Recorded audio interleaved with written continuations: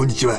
この動画では M1Max の MacBook Pro 16インチを使ってダヴィンチレゾルブで編集するときにエディットページ、カラーページでどのぐらい快適なのかを検証します。 M1Max のスペックがめっちゃすごいっていう感じで騒がれて久しく、比較レビューなんかも上がっておりますが、本当は一体どんなもんなんだと、ベンチマークじゃわかんねえよということで、特に動画編集をされる方、これから始めたいという方、Mac 何にしようかな、今買ってもいいのかな、いや高くねという方の参考になればと思います。収録規格 H265 とかでもテストするので、アルファとか富士のカメラユーザーや購入を検討されている方もきっと参考になると思います。単に散々新しい Mac のレビューが上がってますが、この動画はどちらかといえば動画編集をヘビーにやりたい方のためのコアなレビューです。動画の時間も長いので、概要欄から気になる項目にジャンプしながらご視聴いただければと思います。ちなみに1ヶ月くらい動画編集のメイン機として使ってみての感想は、期待していたほど強くないなという印象です。インテル Mac と比べてもちろんとても快適なんですが、決して全てがサクサクなわけではありませんでした。購入を検討されている方、もし急いでないんだったら将来的に出るであろう M2 とか M3 コアを搭載した Mac を待ってもいいんじゃないかなと思います。結局少し込み入ったグレーディングをするとすぐにカクカクしだす印象でして、だったらインテル Mac ともそんなに変わらなかったかもなぁと、感覚的には思います。まあいい機会ですので、その辺をじっくりこの動画で確認していただければと思います。概要欄にメニューがまとまってますので、概要欄を開いてみてみてください。テストする項目は 1、フル HD から 8K のタイムラインでマルチトラックのプレイバック最大16トラック、2、フル HD から 8K のタイムライン上での16カムのマルチカムクリップのプレイバック、3、レゾルブ FX やノイズリダクションを含むグレーディングを段階的に適用した場合のプレイバック、4、最後に AI と GPU のゴリゴリ処理であるスピードワープとスーパースケールを適用後のプレイバックを見てみます。それでは検証パートどうぞ。それでは検証いってみたいと思うんですけども、念のために Mac のスペックを確認しようかと思います。まず、MacBook Pro 16インチです、これ。はい。で、M1Max なんで、M1Max っていうのは CPU10 コア、GPU が32コアのモデルです。で、RAM が 32GB。もうタイムライン全部検証用のを作ってあるんですけど、例えばこのクリップ、全部内蔵の SSD に全部入れました。なので、見えるかな、こういう HDD だとかこういう SSD だとか、そういうので接続すると、この接続速度で結構カクカクしたりするんで、そういうのは全部ないように排除してやってます。それからバックグラウンドで動作しているアプリがファインダーとダヴィンチレゾルブだけにしてます。なので、メモリの使用量だとかを少し圧迫するっていうことがないような状態でチェックします。ただしバックグラウンドで画面収録、クイックタイムでやってますっていう感じですね。はい、で結構、皆さん自分の持ってるカメラとか自分の使う動画のコーデック、例えば 8K は絶対編集しないとか 4K さえしないとかいろいろあると思うんで、チャプター作っておくんで適宜飛んで見ていただければと思います。まずはこの H264 ですね。Apple ProRes、 これはプロレスってもうブラックマジックとか、多くのカメラでは結構使う。で、これから iPhone なんかも iPhone の14 Pro とかも入ってくると思うんで、これから、結構ガチめでやる動画の方は使う、コーデックなんじゃないかと思って、まずこれを検証します。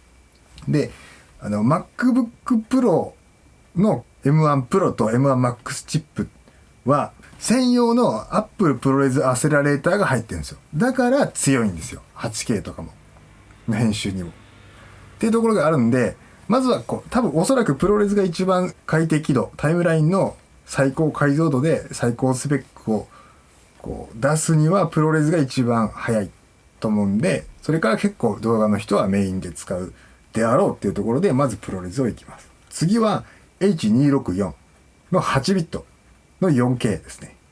これも多くのカメラは H264 で収録すると思うんで、モブで、しかもロングコップで収録すると思うんで、これを見て、でそれから、最近発売された α7 IV とか富士のカメラなんかも最近 H265 で10ビット撮るんですよね。SD カードの書き込み速度が、そんな大きくならないんですよ。H265 って。H265 圧縮したファイルなんで、H264 よりも H265 の方が圧縮して、ファイルサイズは小さくして、書き込み速度の制限にかからないように、うまくやってる H265。だから10ビットが撮れる。ミドルレンジのカメラでも撮れるっていう H265 なんですけど、それも結構最近ユーザー数増えてきてるはずなんで、これを見ます。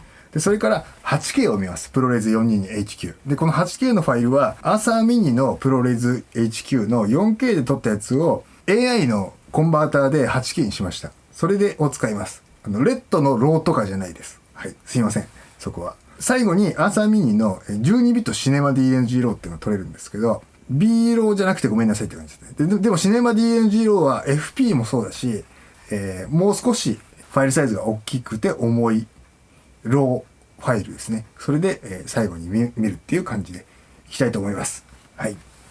じゃあまず、プロレス HQ の 4K のフッテージを使いまして、タイムライン、まずフル HD でやります。はい。フル HD で見ます。4K のファイルなんですけど、フル HD で見ます。はい。まず16トラック作っちゃったんですよね。これだから結構こんなに普通使わないと思うんだけど、一応スペック確認ということで、これで再生してみましょう。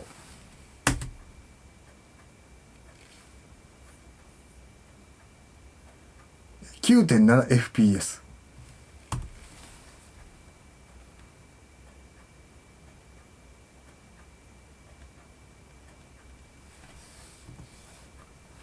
数値的には30出てますね。ただし、カクカクしてます。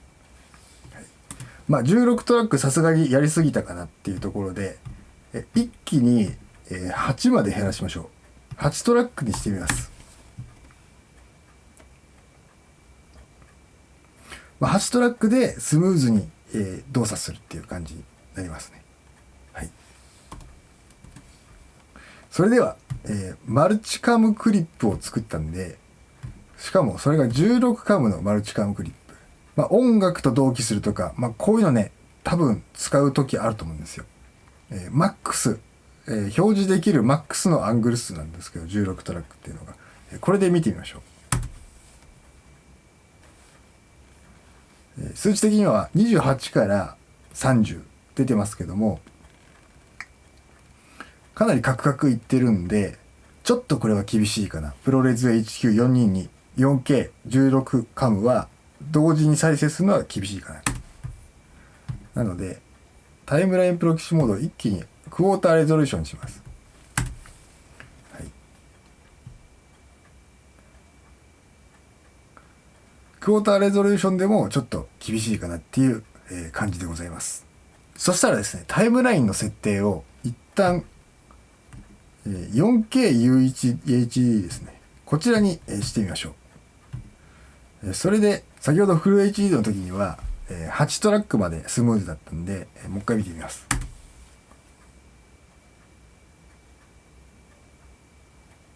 初動カクつきましたが、一応数字的には30出てまして、少しもっさりしてる印象はあります。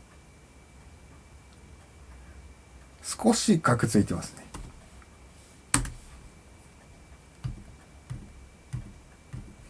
6にしてみます。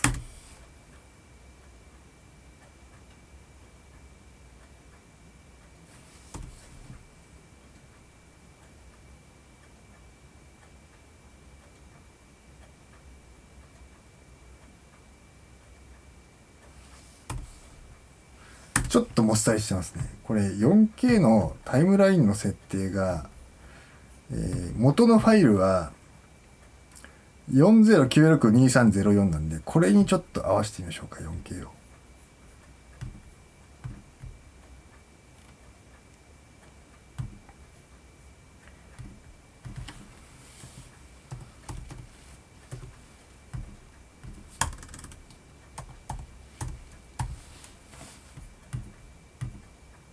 はい。これだったら、いけるんじゃないかな。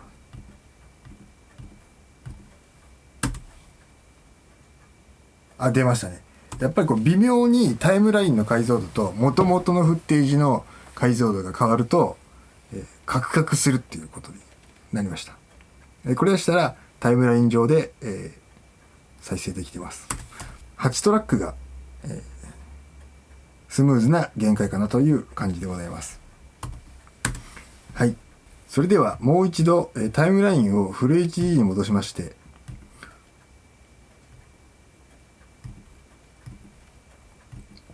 少し簡単なグレーディングを加えてみようと思います。で、今16トラック、6トラック、8トラックをオンにしている状態でグレーディングをオンにすると、かなりフリーズする危険性があるので、まずトラックの数はそもそもの、カラーグレーディングの工程っていうのはもう1本になったやつでやるっていうのが鉄則だと思いますので、まず1本にしてから、やりたいと思います。で、最終的には、レゾルブ FX を含む19個のノードで検証するんですけども、まずは、基本的な調整っていうんですか、明るさとかちょっとしたスキントーンとか、カラースペーストランスフォームを一回やってラット当てるとかっていう軽いグレーディング、これで、見てみましょう。30fps サクサクでございます。拡大してみます。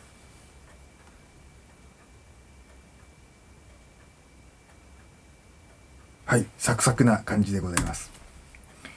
ということはですね、これはタイムラインの方でも、マルチかタイムラインがこうトラックが重なっている状態でももしかして結構いけるんじゃないかっていうところで一気に8までいってみましょう。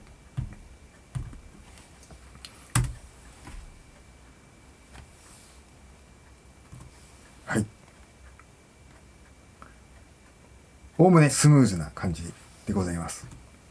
はい、これが、9になるとさっきちょっとカクつきましたね。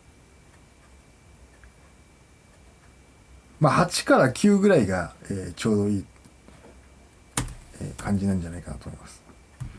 10にすると10でカクつきますね。だいぶカクつき方が違いますね、これで。で、おそらく、GPU の処理もそうなんですけど、マルチトラックをこう同時に並列に出すっていうのは、どっちかっていうとメモリー依存なんじゃないかなっていうふうに思ってまして、64ギガの RAM を積んでいれば、もう少し、ここのプレイバックは良くなるんじゃないかなっていう感じはします。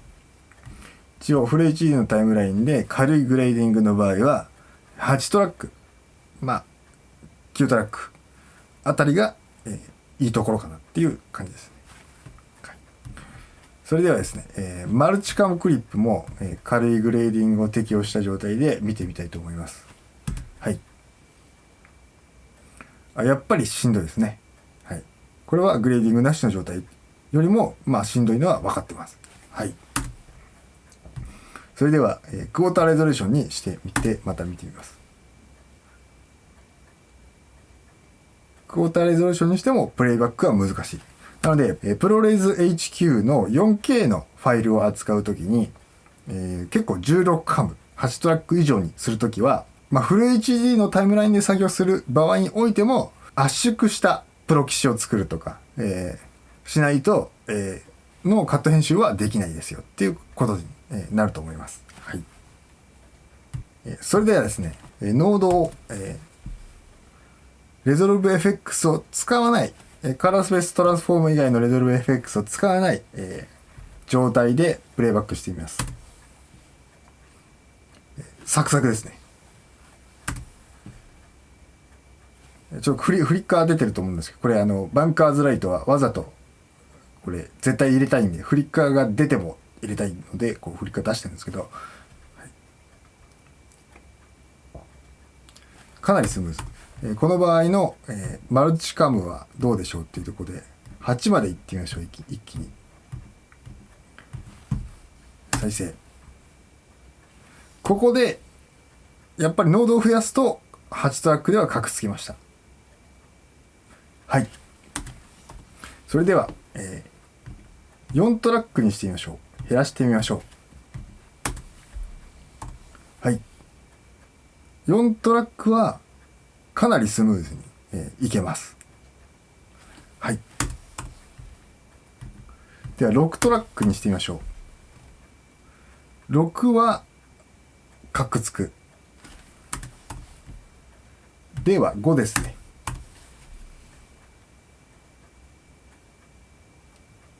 5もやっぱりカックつきますね。メモリと GPU の掛け合わせの限界というところでしょうか。4トラックまで、ノードを増やしてもスムーズに、再生できるっていうことですね。はい。それではですね、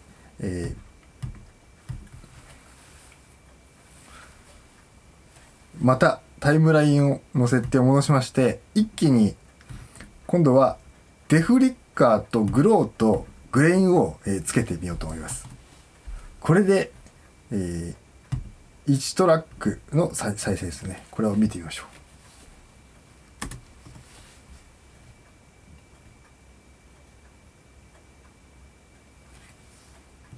少しだけカクついてるかな。でもおおむねフル HD のタイムラインだとおおむねカクついてますね、やっぱりね。というところで、ここでかなり分かるのが、僕多分幻滅するか、僕がこれで結構個人的には幻滅なんですよ。GPU32 コアあって CPU10 コアでなんか AI のなんかチップも入ってる強いですよって言われたって、50万ぐらいで、これ購入したんですけど、そんなこれグローとかデフリッカーとかグレインとかそんな強い処理なのかみたいな、ノイズリダクションじゃねえだろうみたいなところでスーパースケールやってねえしみたいな、フル HD のタイムラインだぞこらっていう、プロレスだぞこらっていうところでございまして、ちょっと幻滅目なんですよね。意外にはもともとそういうもんなんかもしれないんですけど、グレーディングを凝ってやろうとしてくると、そんなにバッキバキのローじゃないのにちょっと重いんだよねっていうところに、なってきます。はい。最大の幻滅ポイントですね。カラーページでは数値的に23から 3fps で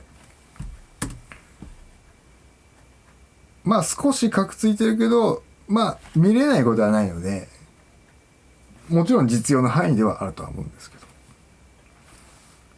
この辺から少しカクつき始めますよっていうところです。それではですね、もう一歩この今までのノードにノイズリダクションは絶対使うと思うんですけど、これを加えて再生してみますね。はい。で、ノイズリダクションの内容なんですけども、2フレームスファスターミディアムでちょっとかけて、こっちの方のノイズリダクションもファスターでちょっとかけてるって感じなんですよ。それで、15fps ですね。半分の速度のプレイバックになるってことです。拡大してみてみましょ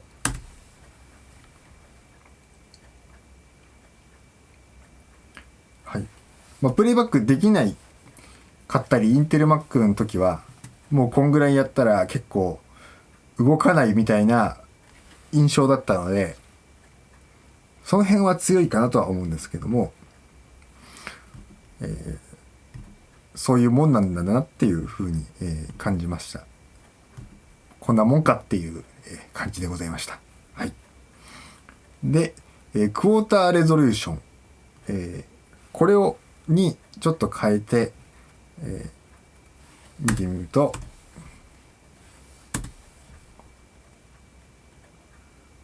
レゾリューションを落とせばなんとかというかスムーズなプレイバックができる感じでございます。ちなみに 24fps、23から 24fps、75% っていう感じでしょうかね。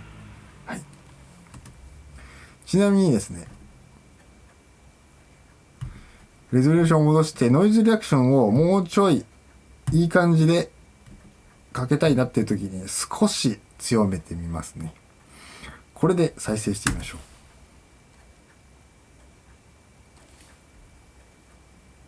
う。4fps。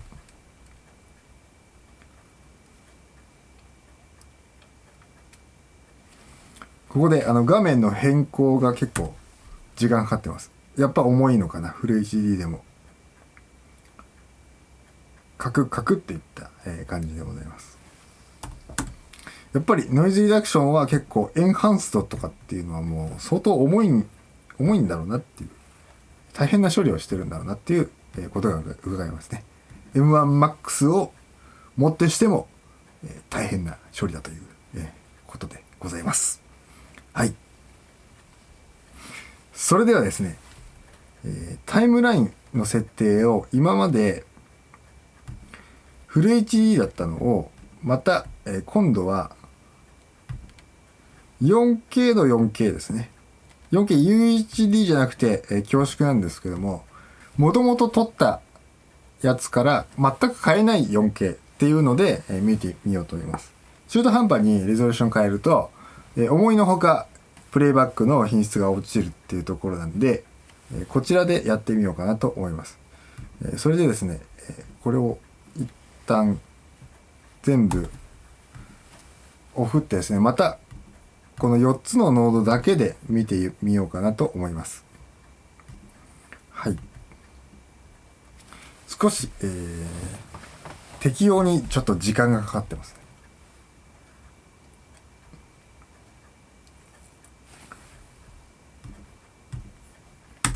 軽い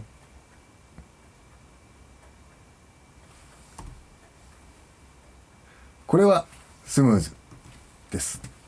でフル HD の時に8トラックまで重ねて大丈夫だったっていうところなんで、同じように8トラックまで重ねてみます。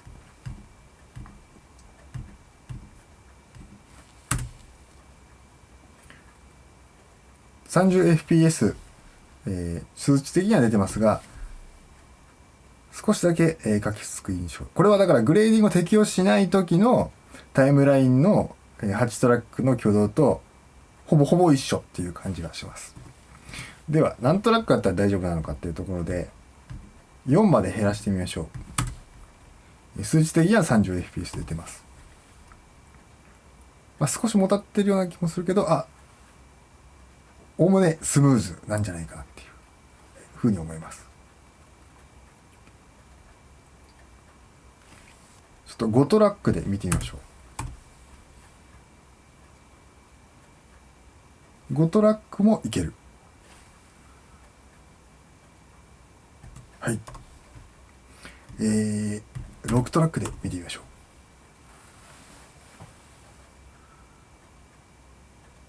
う。6もいける。7で見てみましょう。7でかくつく感じですね。7でかくつく感じですね。ただこれも少しもたついてる感じはあるけども、おおむねスムーズに、いけてる感じはあります。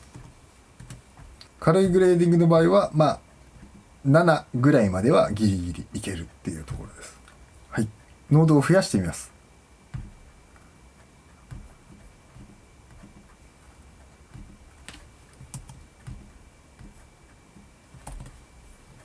これで、プレイバックしてみましょう。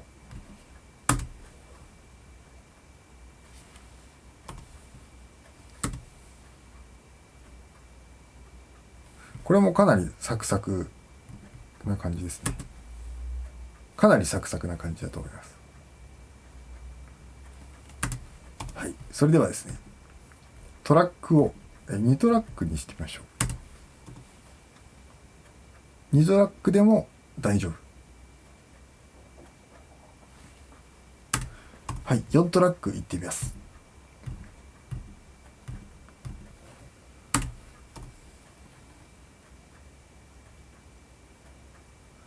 4トラックも大丈夫。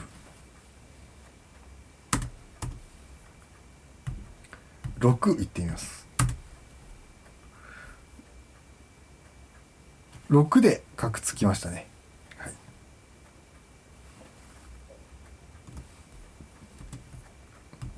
5トラックでいきます。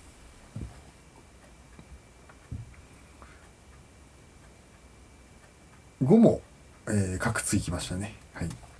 一応数値的には 30fps ってなってるんですけど、5もカクつきましたんで、4トラックっていう、ことになりますね。グレーディングを、ノードを増やした場合は4トラックのプレイバックっていうことになります。それではレゾロブ FX を追加していきましょう。デフリッカーとグローとグレインを追加します。これで4トラックにしておくと、結構フリーズする恐れがあるので、あんまり重い処理を一気にオンにすると。1トラックからまた見ていきます。22、23フレーム。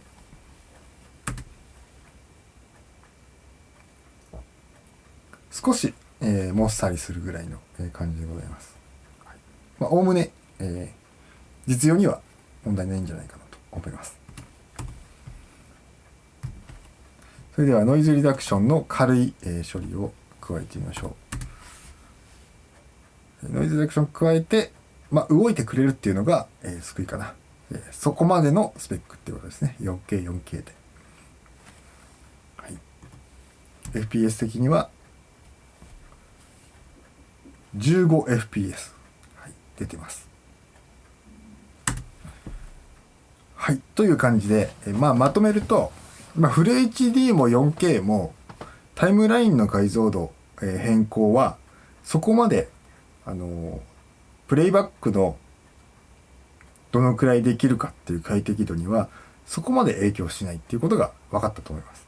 はい、ただし、カラーページに行って、ノードを積んでいく分にはいいんですけど、レゾルブ FX を含む、少し、GPU 処理というものが入ってくるとやっぱりもっさりしてくるっていうところですね。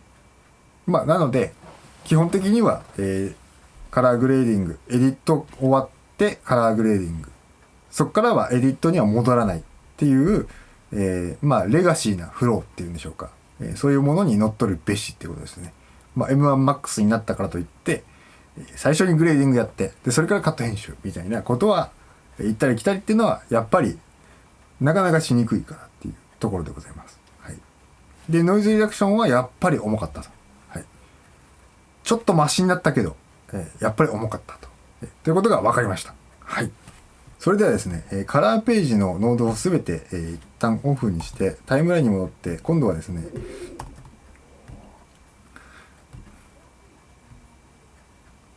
AI のスローモーション処理ですね。オプティカルフローにしてスピードワープ、これをのプレイバックを見てみようと思います。はい。はい。完璧な、プレイバックだと思います。はい、これ 4K のタイムラインなんで。これはね、インテルバックの時はこんな風にはいかなかったです。もっとすごい時間がかかったんです。これをリアルタイムで処理できちゃうっていうのはここはやっぱりすごいなっていう、思いました。やっぱりその GPU のおそらく性能なんじゃないかなっていうふうに思います。はい、それではですね、最後にスーパースケール、見てみようと思うんですけども、スーパースケールの書き出しはやっぱり重くなる。速い他のものと比べると強い方なんだけど、スーパースケールの書き出しはスーパースケールしない場合よりもやっぱり時間はかかる。タイムラインにおいてはどういう挙動をするかっていうのを、この動画では見ます。8K なのでこれですね、7680-4320-8K ウルトラ HD、 これで、見ていこうと思います。 4K プロレス 422HQ の MOV、422HQ の MOV、 これですね、これの、クリップアトリビューションですね。これを、2にしてスーパースケール2にして、あとは全部メディアムに一応しますね。これで、タイムライン上でいかがなものかっていうのを見ていこうと思います。はい、じゃあ、従来の、スーパースケール適用するともう止まりました。プレイバックはインテル Mac の場合は。はい、M1MAX はどうか。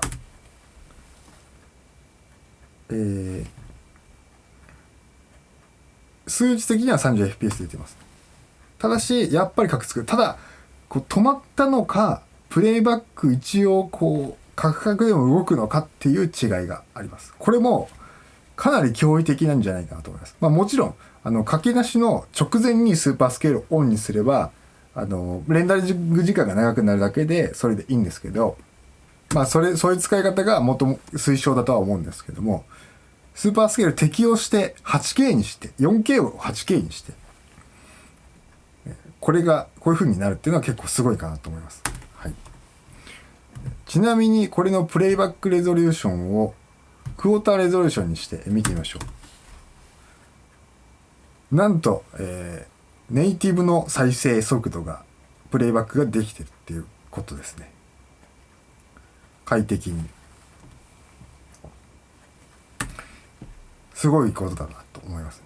4K のプロレスを 8K にして2倍にしたスーパースペース適用して1トラックであればプレイバックができる。クォーターレゾリューションにすればスムーズにできるっていうことでございました。はい。というわけでプロレス 422HQ の検証パートでした。はい。それではですね、H264 の8ビットの素材を使いまして、見ていこうと思います。はい、まずは、ノーマルのプレイバックいってみましょう。1トラックのみ。これはスムーズなのと思います。一気に8までいってみましょう。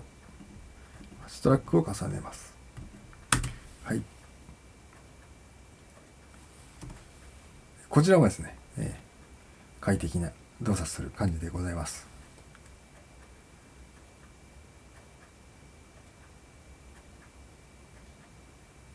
はい。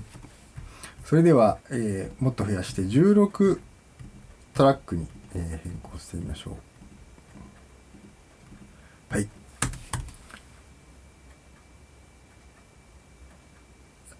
やっぱり16トラックだと結構ヘビーなのかなっていうふうに思います。カクついてます。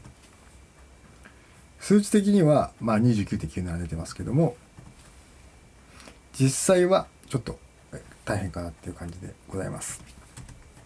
では、12トラックにしてみましょう。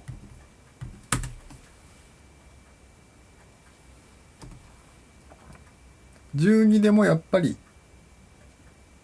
さっき16トラックよりは、マシですけども、ちょっとずつカクッと、なったりしてる感じですね。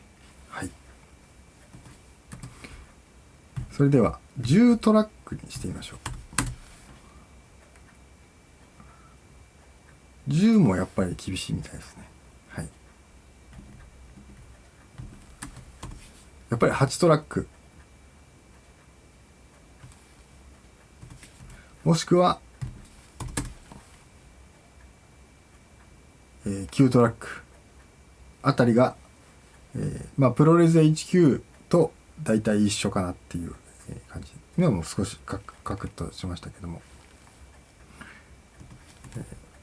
それでは、16アングルあるマルチカメラの、トラックを再生してみましょう。どうでしょうか。こ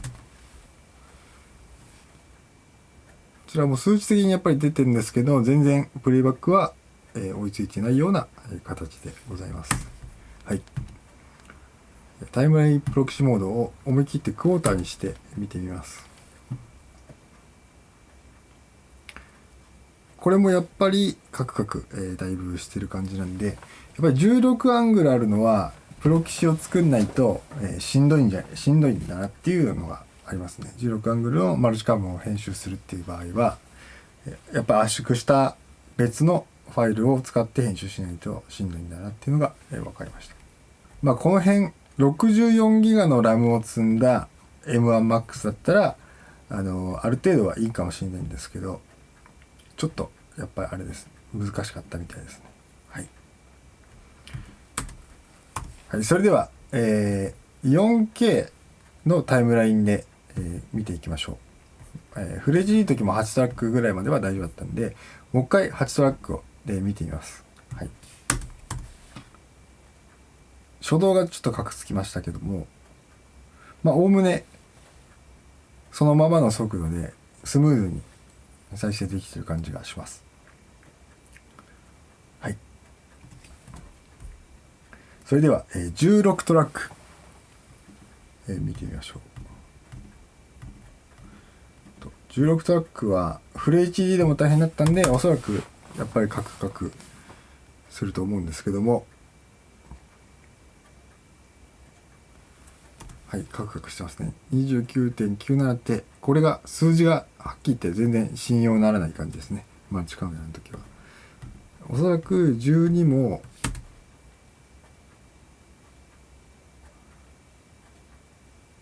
やっぱりカクつく。やっぱり9か10っていうあたりで。だからフル HD のタイムラインでも 4K のタイムラインでもそんなにそのトラックを重ねた場合のプレイバックっていうのは変化がないんだなっていうのが分かったと思います。4K のタイムラインで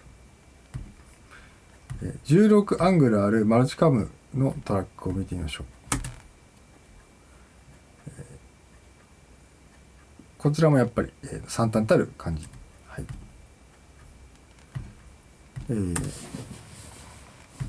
クォーターレゾリューションにしてもやっぱり厳しいという感じです。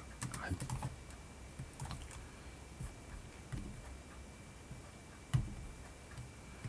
それではですね、フル HD のタイムラインに戻りまして、グレーディングを適用していきたいと思うんですけども、ちょっと時短のためにですね、先ほど、8トラックまで大丈夫だったっていうことなんで、こう8トラック分、グレーディングを全て適用します。ノードは最初は軽い、グレーディングということで、4つのノードだけ、いきます。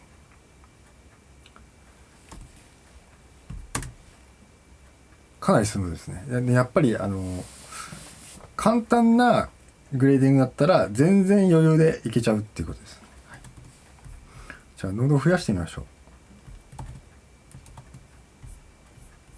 これでいってみます。やや、遅くなりました。はい、18fps でも遅くはなってるけどもスムーズさで言えば結構快適なんじゃないかなっていうふうに思います。はい。一旦、レゾルブ FX とかノイズリダクションをつける前にトラックを1回1個に戻します。M1MAX でも一気に適用するとフリーズしちゃったりするんで、それを回避するためにトラックを1つにしてそこにレゾルブ FX のをつけました。デフリッカーグレインをつけました。これで再生してみたいと思います。23、22fps。これもプロレザ HQ の 4K のフッテージの時とそんなに変わんない結果なんじゃないかなっていうふうに思います。はい、十分実用に耐える感じがしますね。はい、それでは軽いノイズリダクションをつけてそれで見てみましょう。14、15fps ですね。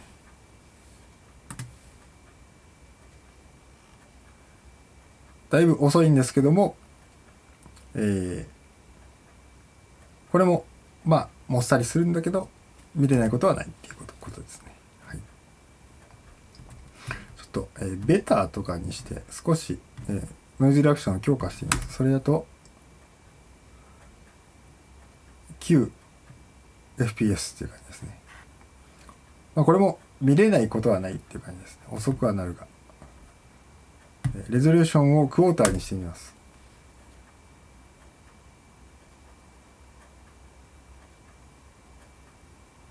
クォーターにすると、23ぐらいは出るっていう感じで、少しだけ快適になるって感じですね。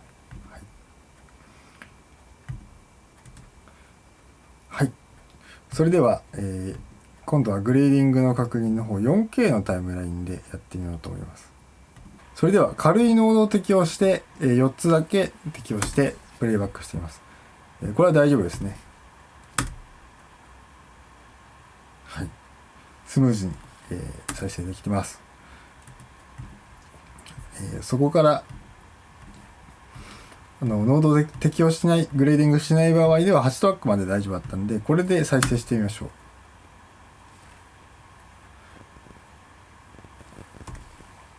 やっぱり、4K になると、サイズがでかくなるんで、グレーディングなしでは大丈夫だったんですけど、角ついてきました。はい。それでは、だいたい4トラックぐらいまで減らしてみてみましょう。4トラックだとかなりスムーズにプレイバックできます。だから少し調整してからカット編集するっていうことが、この辺だったらできるっていう感じだと思います。はい。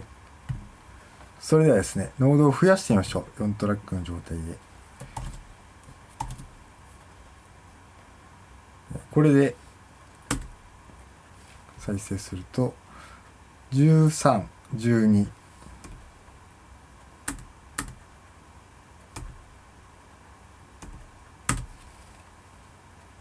もっさりとした感じで、そこ右側の色がもうバンディングしてるんですけど、他のコーデックの時に作ったグレーディングのノードなんで、全部そのままコピペしてるんで、こんな感じになるんですけども、一応検証用ってことなんで、これで同じ処理を施してるので、これでコーデック間の比較っていうのができると思うんで、そうしてます。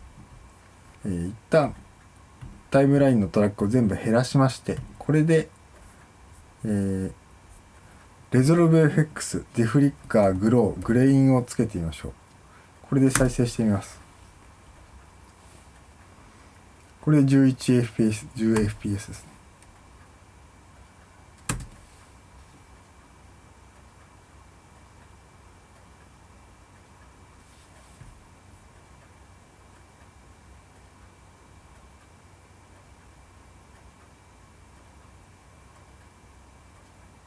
はい。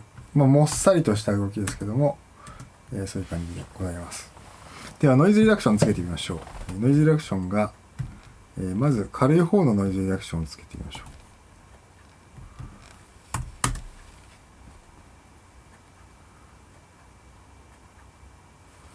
これは、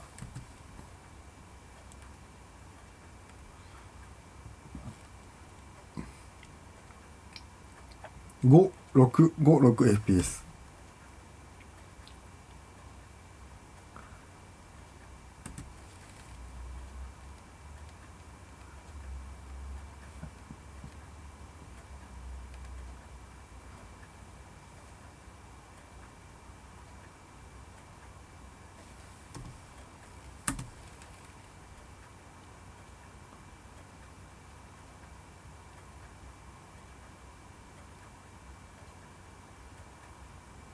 5から 6fps です。実用には耐えるかなっていう感じでございます。はい。それではですね。はい。残りはですね、フル HD のタイムラインでスピードワープを見てみましょう。オプティカルフローのスピードワープを見てみます。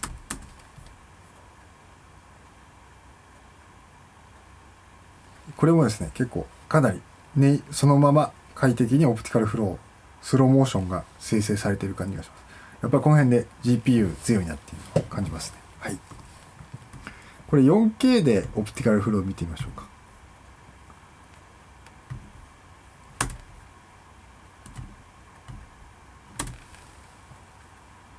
4K でも問題ないです。はい。4K でも問題ないです。かなりスムーズに。で、ここで、その M1MAX の強さを実感できるポイントですね。もう、オプティカルフローを散々使いたいっていうか。はい。それでは最後にスーパースケール見てみましょう。今度は 8K のタイムラインを作りまして、タイムラインのレゾリューションを 8K のタイムラインにして、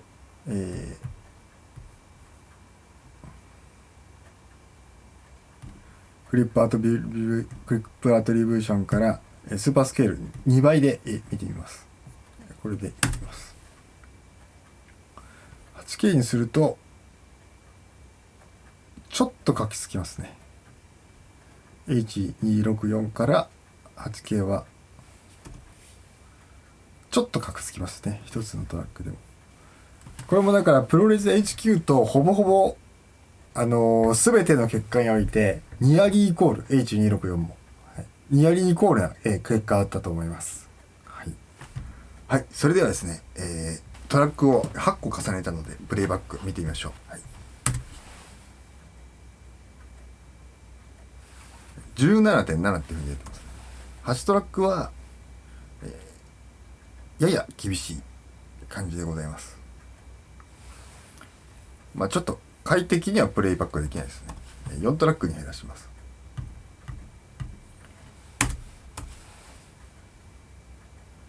4トラックがかなりスムーズに、プレイバックしている感じですね。29.97 っていうふうに出てます。ちょっと6トラックで見てみましょう。6トラックで 20.6、 ちょっとガクガクしてますね。はい、5トラック、5もやっぱり回帰的とは言い難いですね。4トラックがやっぱり4もちょっとカクカクしますね。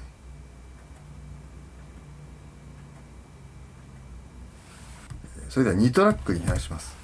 さすがに2トラックでもたることはないかなっていう感じですね。はい、3トラック、3トラックでも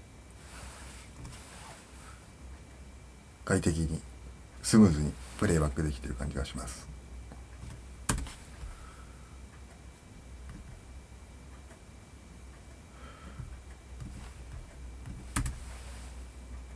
やっぱり4トラックは厳しいっていう感じですね。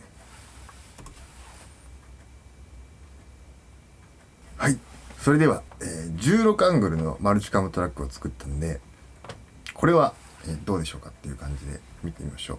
まあ H26 の時も厳しかったんで絶対無理だとは思うんですけど、一応再生してみます。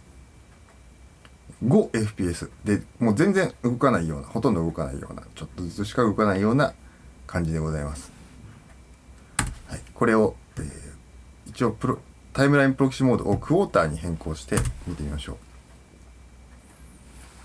これで数字的には 29.97 出てますね。さっきより少しいいですけど、やっぱり、4K、H265 のオールイントラ 4K でも、16アングルは厳しいっていう感じですね。やっぱり4ぐらいが同時に見ながら編集できる限界っていうことになります。はい、それでは、タイムラインの設定をですね 4K にして、見てみましょう。4トラックで見てみましょう。4トラックがやっぱり厳しい。はい、3に減らします。3だと、初動でカクつきましたけど、比較的、スムーズに、再生できているような、形があります。はい、ではタイムラインプロキシモードを、クォーターに変更します。それで、16アングル、見てみましょう。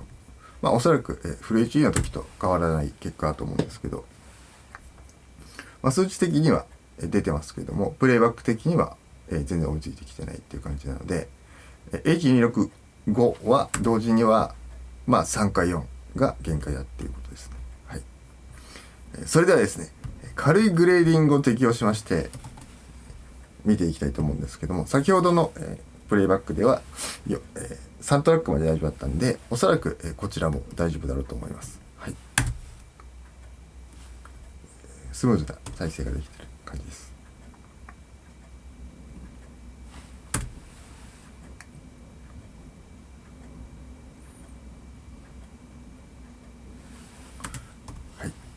タイムラインの設定を 4K にしてみます。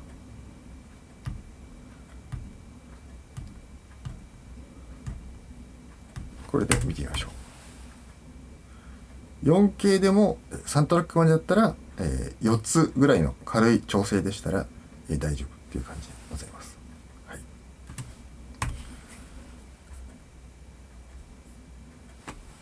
それではですね、ノードを少し増やしまして、Resolve FX 以外のノードを使って、これでタイムラインどうかっていうのを見ていきましょう。これで見てみましょう。これで3トラックの同時のプレイバックが、カクつく感じになりましたね、初動でね。ただし少しカクカクしてますけど、これもどっちかっていうと快適に、再生できる感じがあります。一応少しカクつくんですけど、3トラックいけますね。はい、4K のタイムラインに変更します。これで見ていきましょう。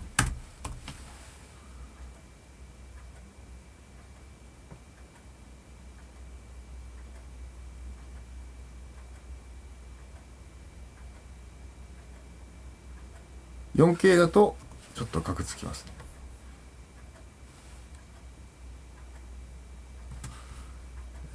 2トラックにします。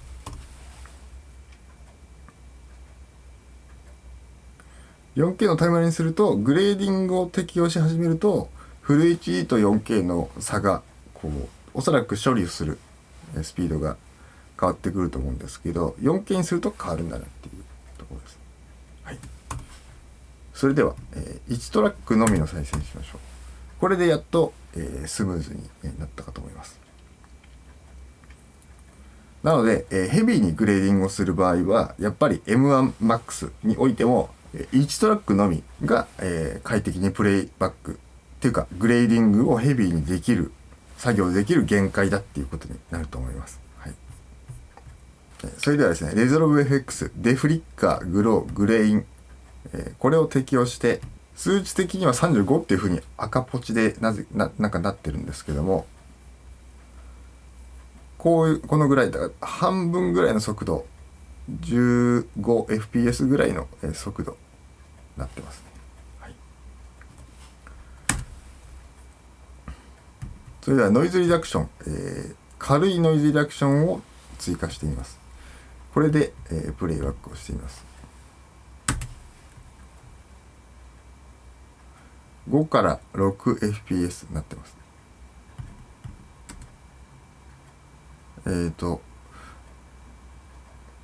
ちょっとついてこないですね。少し、薄く今本体がファンが回り始めてて、プレイバックがちょっと追いついてこないような感じです。かなり厳しい感じです。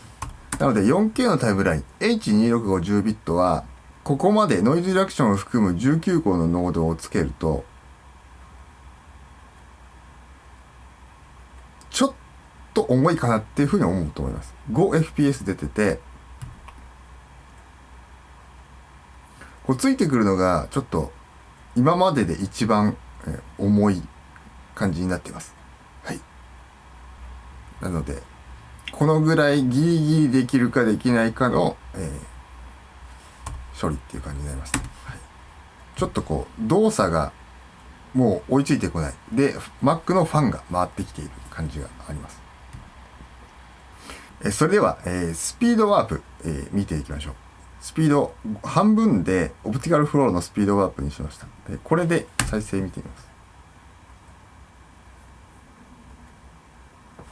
ちょっと分かりにくいかもしれないんですけど、これもやっぱりスムーズ。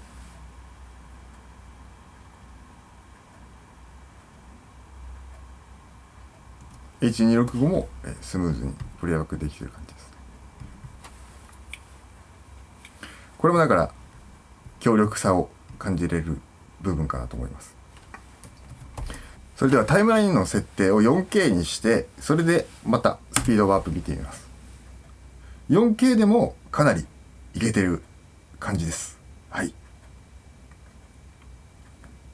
かなりいけてる感じですね。はい。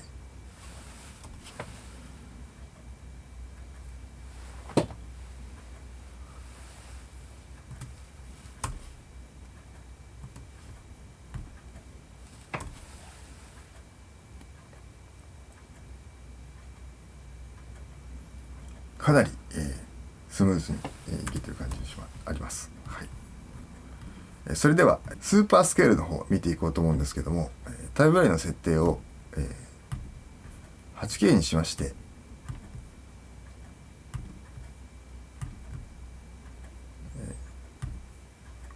スーパースケールのミディアム2倍のミディアムで見ていこうと思います。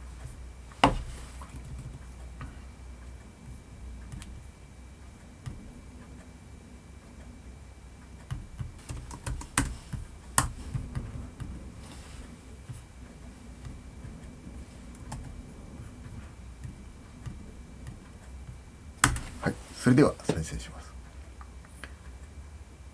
スーパースケールを適用しても、H264 だったりプロレーズ HQ 同じだと思うんですけど、スーパースケールを適用した状態でプレイバックできるっていうこの凄さですね。これが M1MAX のパワーっていうことになります。さすが32コアの GPU はやっぱりこれができるっていうのがすごいです。はい。拡大してみましょう。価格ついてはいるんですけど、プレイバックはできるっていう形になります。はい、2倍のスーパースケールでした。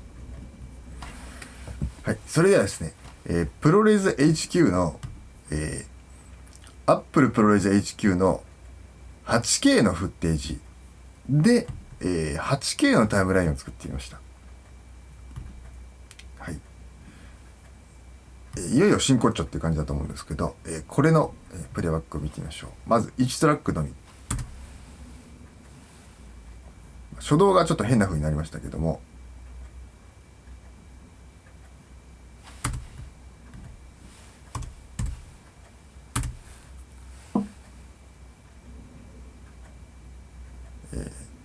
スムーズに再生いけてる感じがあります。ちょっと後半が分かりにくくて恐縮なんですけども、スムーズなプレイバックできます。それでは一気に4トラックいってみましょう。はい、これでどうでしょ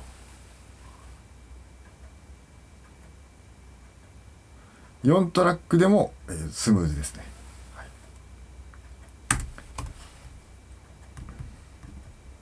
はい、8トラックいってみましょうか。8トラックで重い。でここで気づくんですけども、プロレーズ HQ8K の方が H264 のまたは H265 のフル HD よりも快適です。だからやっぱりそこはプロレーズのアセラレーターがついてるのがでかいんじゃないかなって感じで、一応 30fps で言ってますけど少しカクつくような感じですね。 8K ただし8トラックまで同時に再生プレイバック快適にできてるってところでかなりすごいんじゃないかなっていうふうに思います。それでは、いつものように16カムのマルチカムトラックはいかがでしょうかっていうところで、こちら再生してみようと思います。はい、こちらも重いんですけど H265 よりも断然倍ぐらい速いですね。で数値的にはちょっともうこれは信用ならない感じです。16カム、これはタイムラインプロキシモードを、オンに、します。それで見てみると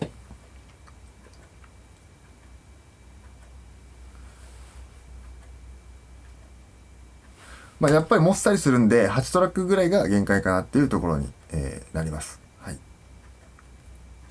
それでは、グレーディングを適用してみます。それではですね、8K のフル HD に、4つだけノードをつけてこれで見てみましょう。おそらくこれはスムーズ。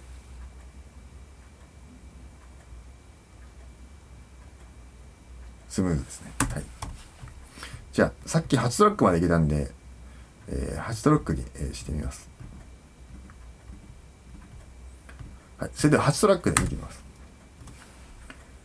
やっぱりちょっと、もっさりしますね。はい、一応30っていうふうには数値的には出てますが、カクカクな感じでございます。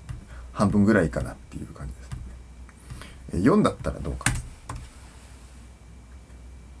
やっぱりグレーディング適用すると、画面のレゾリューションが広い分、処理が多くなるのか分かんないですけど、もっさり鋭度が増えました。2で見てみましょ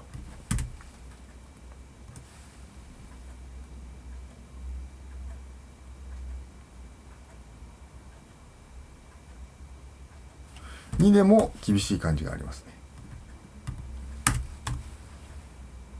2トラックもしんどいです。軽いグレーディングの場合。やっぱり1トラックのみプレイバックが快適なのは。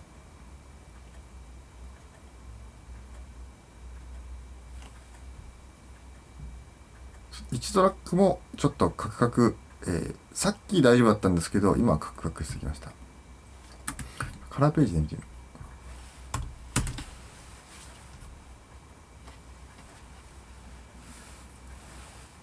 カラーページで見るとかなり快適ですね。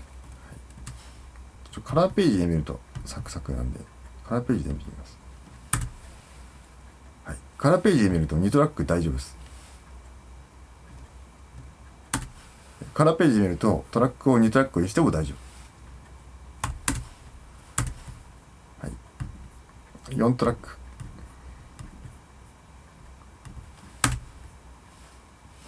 4トラックで19、18fps っていう感じです。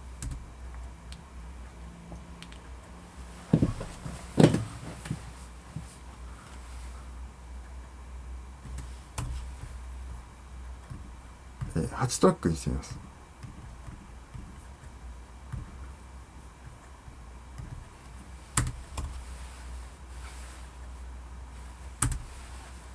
8トラックはさすがに、大変かなという感じでございます。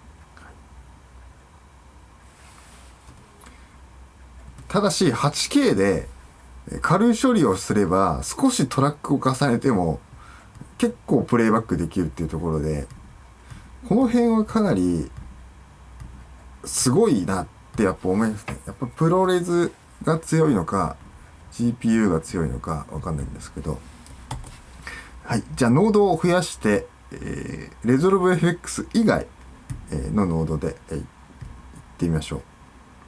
これで1トラックですね。再生してみましょう。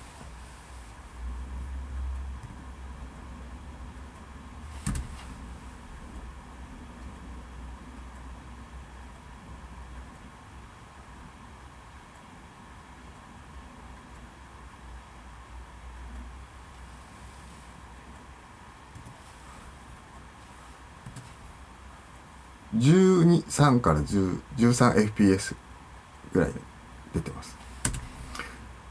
まあ、トラックを増やしてもいいんですけど、一応に3個までにトラックを増やして見てみましょうか。2トラックの場合は 7fps って感じです。はい、タイムラインプロキシモードをクォーターにしたらどうかっていうところで見てみましょう。クォーターにすると2トラックでもモリモリいけますね。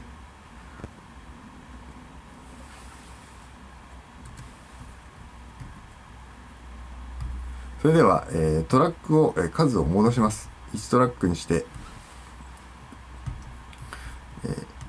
レゾルブ FX を、つけて、グローとデフリッカーとグレインをつけて、これで再生してみます。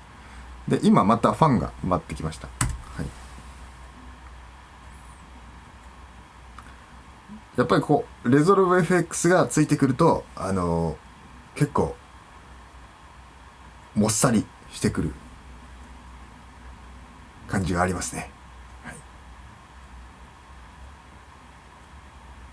3fps っていう感じです。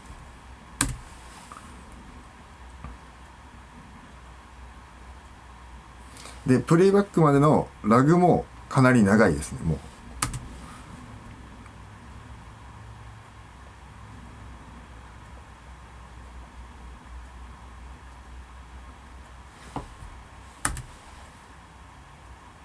再生までのラグが今、結構ありましたね。まあ、5fps ぐらいですかね、これだと。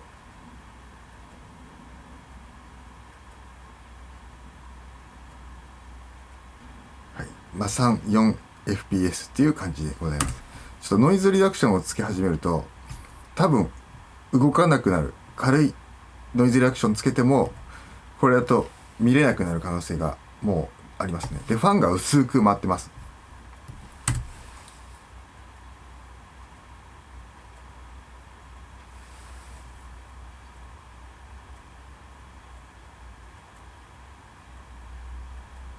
そうですね、プレイバックまでがもう追いつかない感じなんで、8K にするとその分こう処理しないピクセルが常数的に増えると思うんで、そこでやっぱりFX エフェクトですか、そういうのをつけ始めるとかなり、大変になってくるっていう感じでございます。はい、それではですね、プレイバックレゾリューションをクォータレゾリューションにしたらどうなるかっていうのを見てみましょう。クォーターにすると結構いけますね。はい、だから8K でこれだったら一応実用に耐えると思うんですよ。だから 8K で結構ここまでいけるっていうのはかなり、かなりすごいんじゃないかなっていうふうに思います。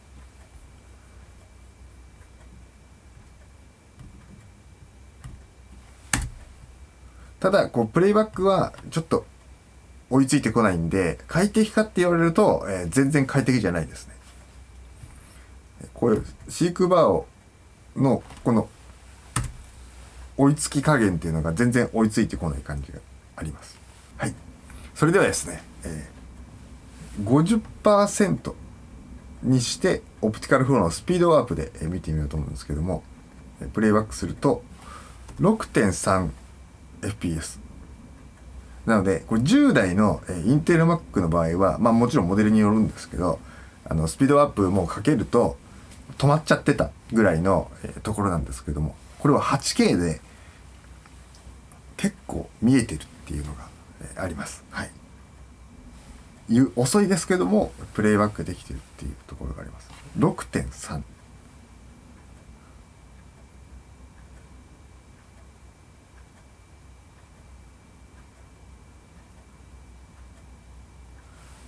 はい、8K でも使えないことはないっていうところですね。はい、スーパースケールはさすがにないと思うんで 8K 以上編集することは VR とかにならない限り 16K とかはもうそうそうないと思うんで、スーパースケールは、削除して12ビット、シネマ DNG ローですね。あんまり使う方もいないかと思うんですけど、アーサーミニの昔の使ってるとか、FP 使ってるとか、いう方の、参考になればと思います。で、僕はアーサーミニの方所持してるんで、ロー、12ビットロー取れるんですけど、ちなみにローのロスレスじゃなくて3対1で収録してます。はい、それでは、フル HD のタイムラインで、まず1トラックのみのプレイバック見てみましょう。はい、スムーズな、プレイバックです。一気に、8トラックまでいってみましょうか。はい、これで見てみます。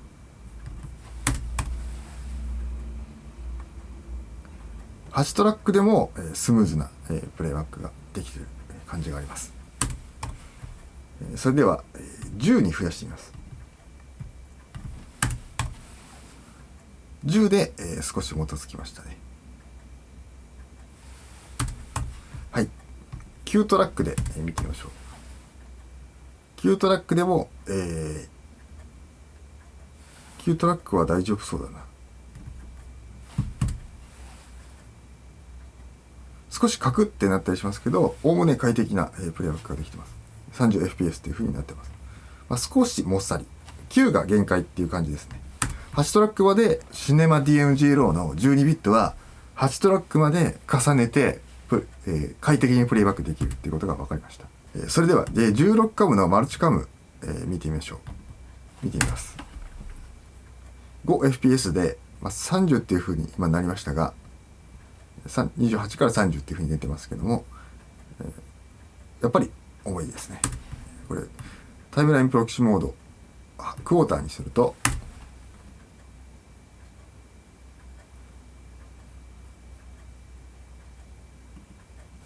ちょっと分かりにくいんですけども、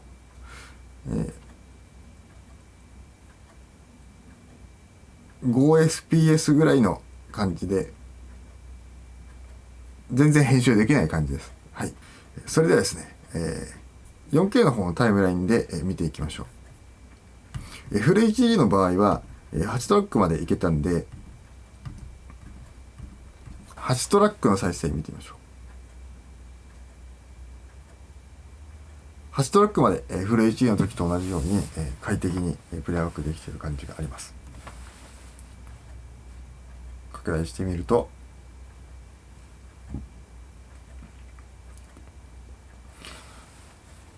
はい、8トラック重ねることができます。だからシネマ DNG ロー12ビットだから編集重いだろうなっていうふうにどっちかっていうと直感的には思いがちだとは思うんですけど、これを見る限りプロレザー HQ と全然変わんないんですよね。むしろプロレザー HQ よりと全然変わらないぐらいの編集上では編集しやすい。 H265 とかよりももしかしたら軽いかもしれないんですよね。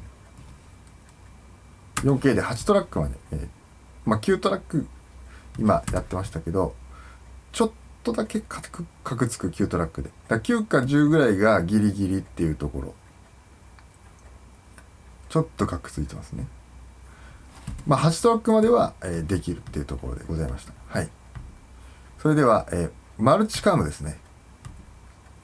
16カム、いきましょう。5.5fps で、やっぱり、16カムのアングルはそのままのファイルサイズだとちょっと厳しいっていうところになります。数値的には30って出てますけど、ちょっとエディットページのこれは信用ならないですね。この数字は。はい。クォーターレゾリューション。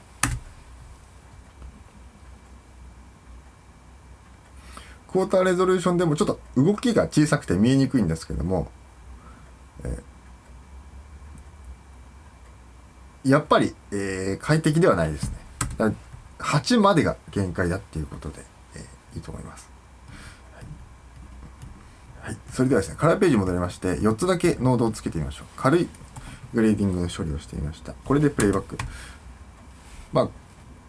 1トラックは、30fps の、処理ができている感じですね。さっき、8トラックまでいけたと思うんで、これで見てみましょう。軽いノードの処理の場合は、フル HD のタイムラインでしたら、大丈夫。問題なく、グレーディングがないようなあれとほぼほぼ一緒っていう感じで、できるっていう感じです。それでは、ノードを増やします。レゾルブ FX 以外を増やして、8トラック。多分これは相当もっさりすると思うんですけども、どうでしょうか。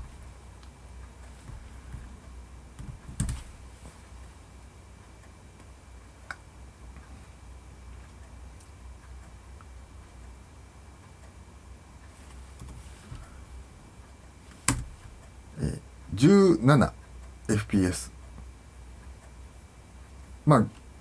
このカラーページの中ではこのぐらいあれば、どちらかというと快適に、編集できるような感じだと思います。はい。それでは、ちょっとトラックを一つにして、レゾルブ FX 追加してみましょう。これでどうだろう。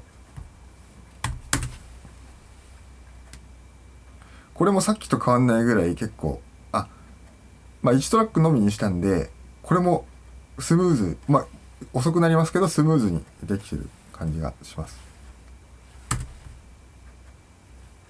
20fps、19fps、このぐらいの、プレイバックになります。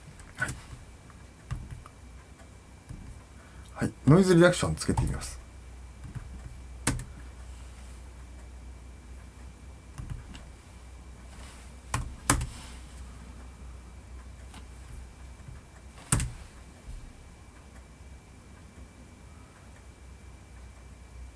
ノイズリダクション、軽いノイズリダクションつけてると、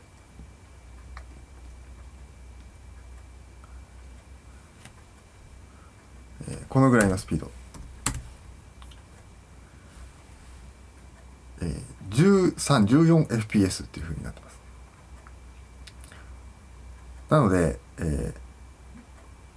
もちろんプロレスの 8K よりは軽いし、H264 の時よりも H264 や H265 の時よりも結構スムーズな印象が受けますね。はい。ちょっとノイズリダクションベターにしてちょっとヘビーに変更してみますね。これで再生すると 8fps。さっきよりだいぶ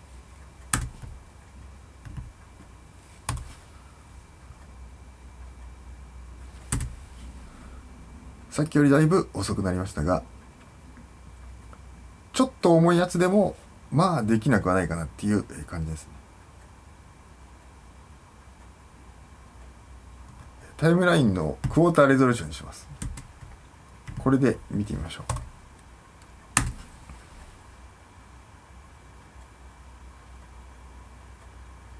ちょっと今フリーズしましたね。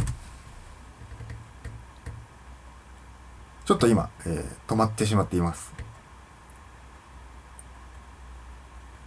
追いついてこないですね。クォーターにするための処理がちょっとかかってるのかわかんないですけど、ちょっと追いついてこないです。ちょっと追いついてこないですね。なぜかわかんないですけど、ここで止まる。やっぱりノイズリダクションをヘビーにかけると、この辺は旧来のインテル Mac と同じように、やっぱり重い。はい。だから快適に、グレーディングできるかっていうと、ゴリゴリにはまり始めると、やっぱり足りない。弱いっていうのが、僕の、1ヶ月使った感想でございまして、特にこのノイズリダクションっていうのは、よく使うじゃないですか。ってところで、期待外れなんですよ。ところどころ 8K の編集がやっぱりできるっていうところだったりとか、もちろん Apple は嘘ついてないです。レンダリングも、体感3割ぐらい早いと思います。はい。ただし、最強かって言われると、向こう5年間ぐらい、見たときに、向こう5年と言わず4年間ぐらい見たときに、多分、ダヴィンチレゾルブにおいては、そこまでのメリットはないっていうのが、僕の感想で、画面サイズだったり、16インチを選ぶことを、僕は否定するつもりはないんですけど、僕的には、コスパ的にはこっちに隣にあるこの MacBook Air とかの方が、全然いいんじゃないかなって思います。特に、全体を見渡してまとめますけども、16カムのマルチカム編集って結構僕は、木村氏は、結構使うんですよね。それがネイティブのファイルではできないっていうこと、プロキシを作んないとできないっていうことであれば、M1 Pro とか M1 Air と一緒じゃないかっていうのがまず一つで、グレーディングを凝ってきた時に、もちろん 8K までかなりスムーズにプレイバック1トラックのみだったらかなりスムーズにいけたと思うんですけど、結局のところ今みたいに、ちょっとこれしたらどうかなっていうのを見ながらやるっていう場合において止まったりするっていうことですよね。もちろん昔のインテル Mac、 僕は8コアの GPU のiMac を使ってたんですけど、昔それよりはもちろんサクサクなんですけど、やっぱり完璧ではない、それだけ負荷のかかる作業だっていうことだとは思うんですけども、結論を申しますと、今急いでないんだったら M1MAX は買わなくていい。あと2年待てばいいと思います。今の環境でなんとかやりくりできるように変換したファイルで作業するなりして、そんなにメリットは、価格あたりのメリットは僕はないと思います。はい。ところどころ 8K とかの編集はできるんでいいとは思うんですけど、決して全てがスムーズにいくわけではないっていうのが、僕の体感です。で、加えて、今回は全部オートマティックモードでやってたんですけども、これハイパワーにしてもファンはうるさくなったかもしれないけど、そんな変わんないんですよね。体感的に処理は。ファンが鳴ってるな、でも待たされてるな、みたいな体感なんですよ。はい。だから16インチのメリットって画面サイズ。でも画面サイズ、このサイズ16インチってデメリットでもあるから、持ち運ぶっていう際には。で、結局16インチって小さいから、27インチとかと比べると。結局こうやってウィンドウを整理しながら動画編集するっていうことになるので、微妙だなっていうところなんですよね。はい、結論は。まあ、ただ M1Max、これから iMac とかも出てくると思うんで、それのチップの、処理の参考として、今回の動画は参考になると思うんで、ぜひっていう感じですね。今の技術がどこまで来てるかっていうところの、はい、いかがでしたでしょうか。こちらのチャンネルでは、アート、ライフ、ミュージックのテーマで動画を投稿しております。はい、今回の動画は、アートに関係するものだと思いますので、アートのくくりになっております。はい。グッドボタンとチャンネル登録よろしくお願いいたします。はい。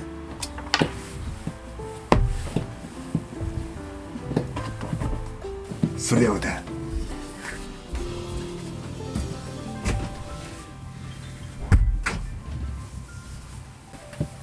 はい、それではですね、今度は H.264 ビットの、素材を使って、見ていこうと思います。H.264 の8ビットって言いますと、結構ですね、間違った。